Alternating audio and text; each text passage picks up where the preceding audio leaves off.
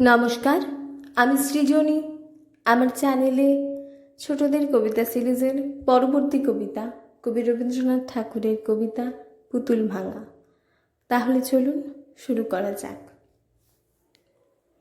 7 8 27 আমি বলেছিলাম বলে গুরুমশাই আমার পরে উঠল রাগে জ্বলে। মা গো, তুমি 5 পয়সায় এবার রথের দিনে সেই যে রঙিন পুতুলখানি আপনি দিলে কিনে। খাতার নিচে ছিল ঢাকা, দেখালে এক ছেলে। গুরুমশাই রেগে মেগে ভেঙে দিলেন ফেলে।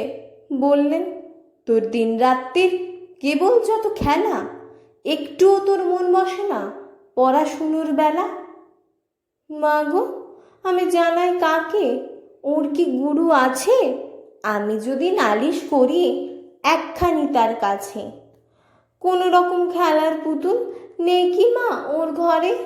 সত্যি কি ওর একটুও মন নেই পুতুলের পরে? সকাল সাজে তাদের নিয়ে করতে গিয়ে খেলা কোনো পড়াই করেননি কি একটুও অবহেলা? ওর যদি সেই পুতুল নিয়ে ভাঙেন কেহ রাগে, বল দেখি মা ওর মনে তো কেমন তরে লাগে।